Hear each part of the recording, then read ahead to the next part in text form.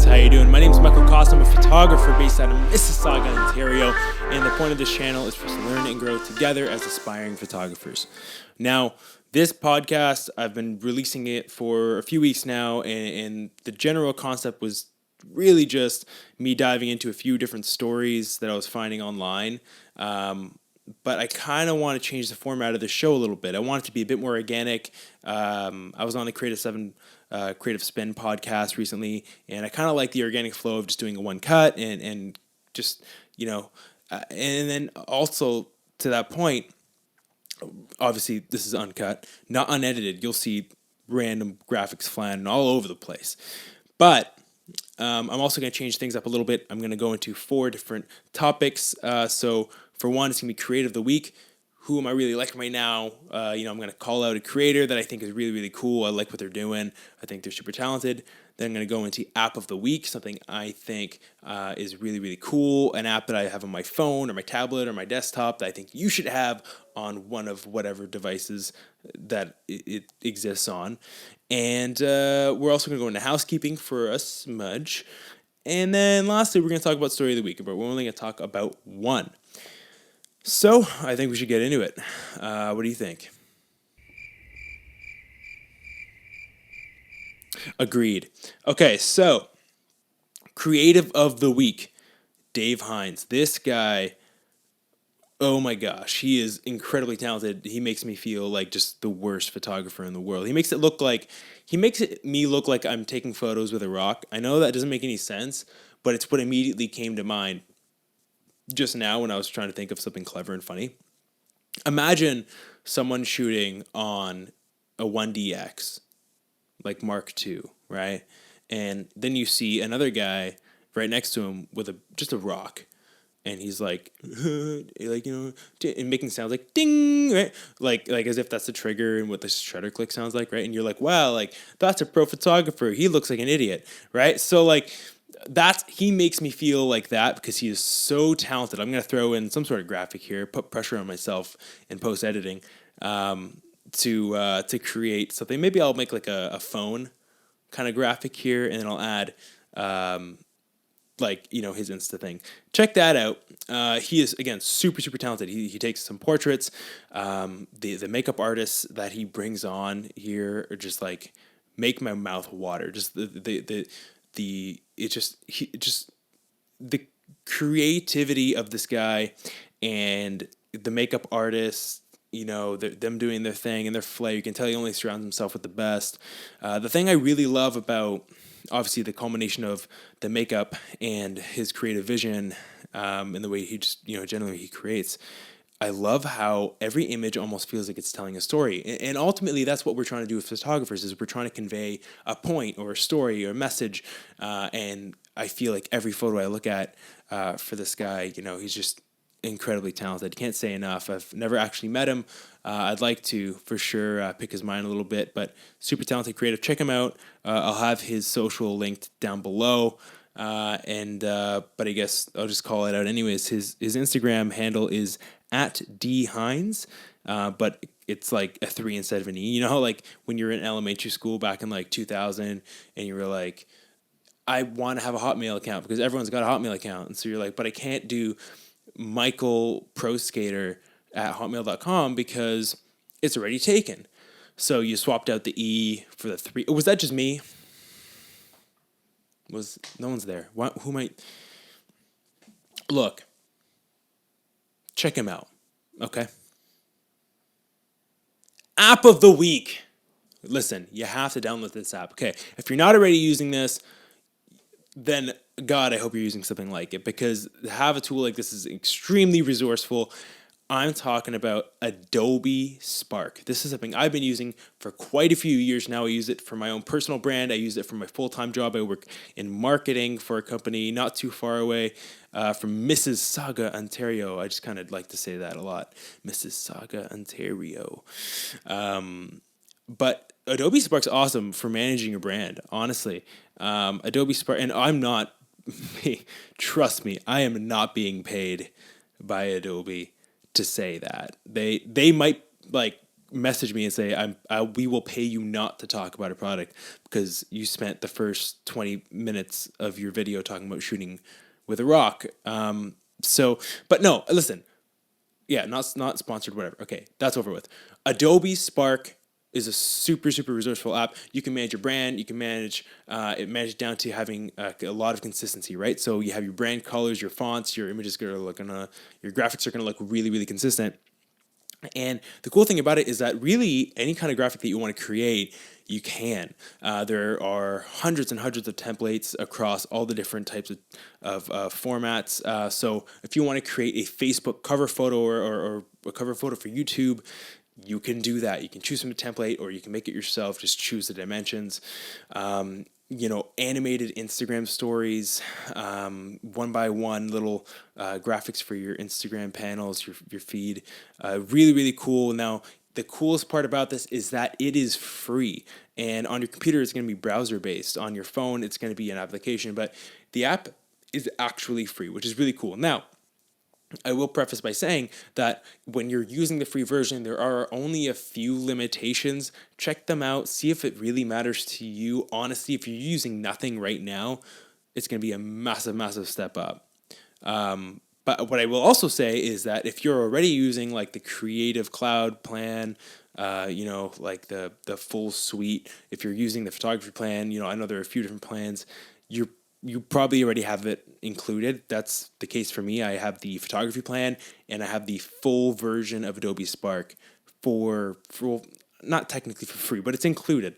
Super, super, super awesome. Definitely recommend you guys using Adobe Spark. A little bit of housekeeping now. I'm going to go real quick for this one. Psych! That's the wrong number! Okay, so housekeeping. Put out a video on Sunday.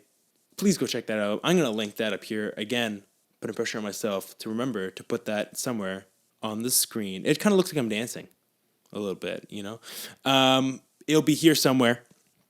So click on that video. Look, when I got started in photography, I was really nervous to start shooting portraits.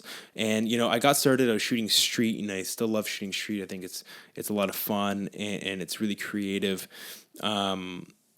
because you kind of keep all your, you got to keep your eyes all over the place. You got to look up, down, right, left. You got to really look and search for it. I love street photography. I would never bash it. But the thing was that I really wanted to start pushing myself. It wasn't me trying to follow a trend. It was more so just, all the people that, I was shooting with was starting to shoot portraits, and I wanted to push myself to do it, not for them, but for me, because I was uncomfortable doing it.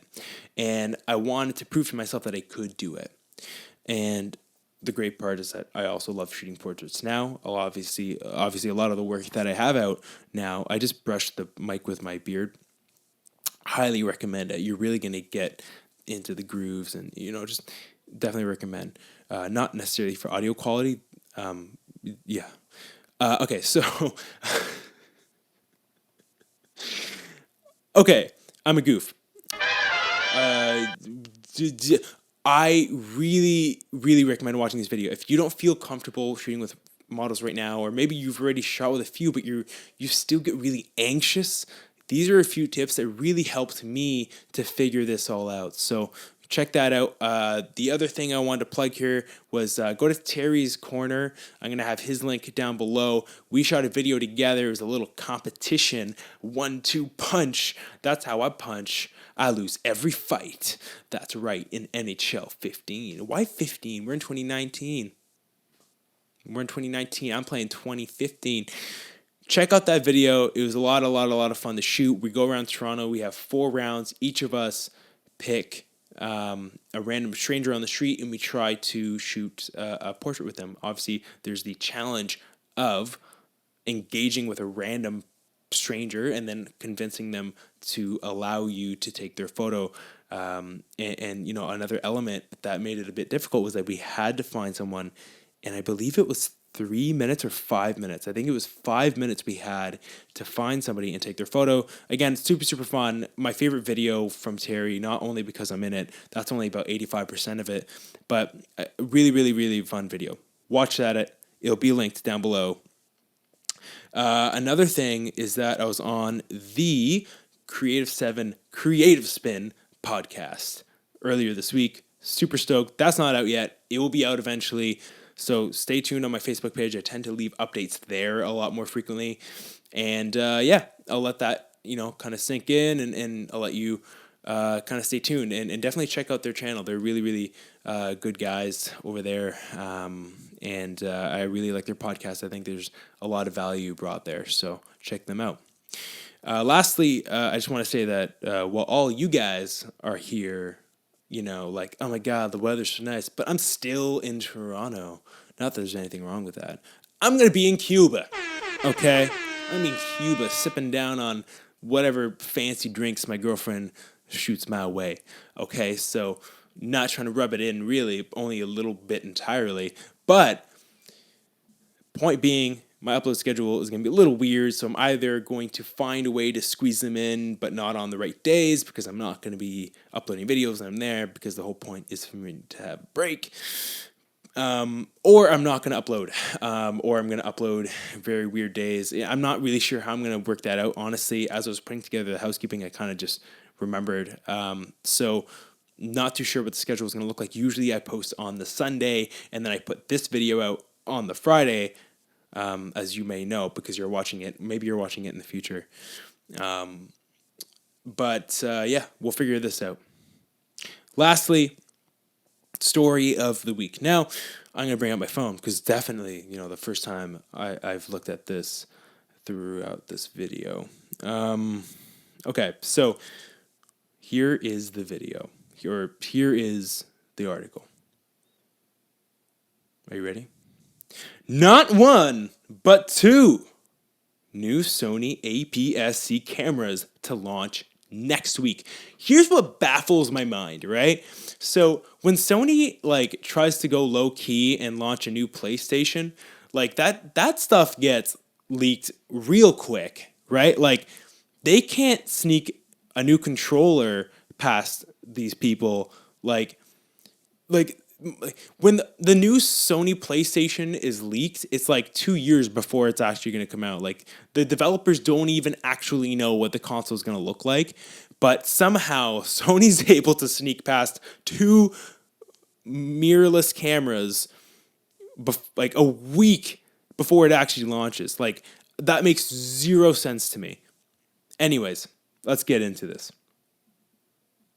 As we speculate about the long-awaited arrival of a new entry-level Sony APS-C mirrorless camera to replace the aging A6000, we've christened it in... I messed that up. I'm going to skip that part.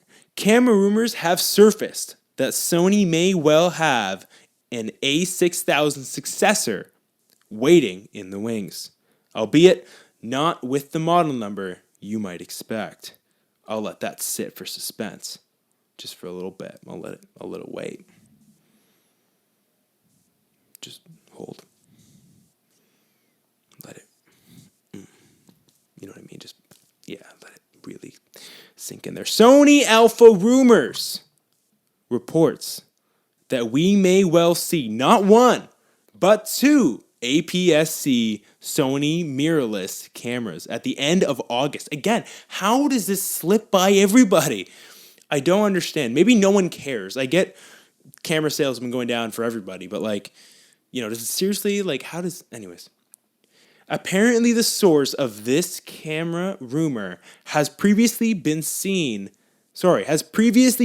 right with previous A6400 speculation. So there could be some credibility here. Now, I kind of read through this earlier.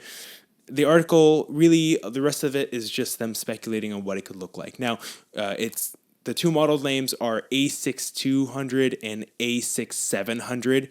I'm a little confused to why they would do that, to be completely honest with you. I